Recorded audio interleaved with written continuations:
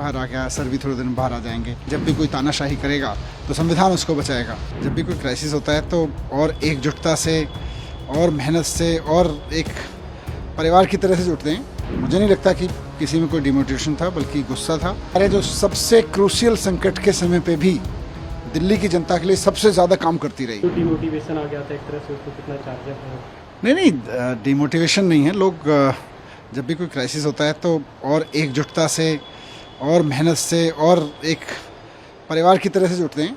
और मुझे नहीं लगता कि किसी में कोई डिमोटिवेशन था, बल्कि गुस्सा था और संकल्प था कि हम इस संकट के समय में तो किसी में भी कहीं भी कोई टूट फूट नहीं हुई, कहीं भी कोई इधर उधर नहीं हुआ, तो ये बड़ी चीज़ है।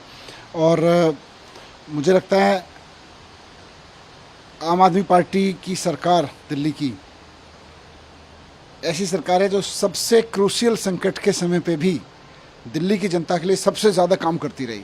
देश में कोई ऐसी सरकार नहीं है। कोई भी संकट आता है हिल जाते हैं, कोई जनता के काम धाम सब किनारे हो जाते हैं, लेकिन जनता के काम संकट के इस समय में भी होते रहे।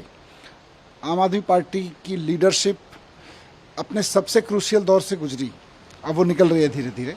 मैं बाहर आ गया, सर भी थोड़े दिन बाहर आ जाएंगे, लेकिन इस सबसे क्रूशियल दौर में पार्टी के कार्यकर्ताओं ने, पार्टी के लीडर्स ने, देश के लोगों ने, दिल्ली के लोगों ने ज़बरदस्त एकजुटता दिखाई है, और यही एकजुटता हमारी ताकत है। सर, सुप्रीम कोर्ट में अपने बच्चों को उम्मीद है?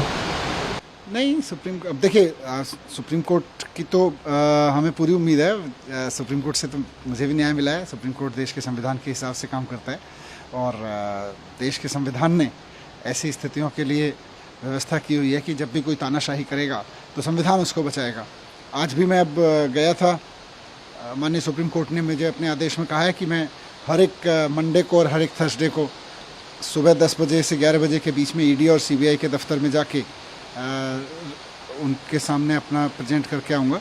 तो मैं आज सुबह सीबीआई के दफ्तर गया पहले, उसके बाद मैं ईडी के ऑफिस गया, दोनों के आईओज़ के सामने मैं मिल के आया।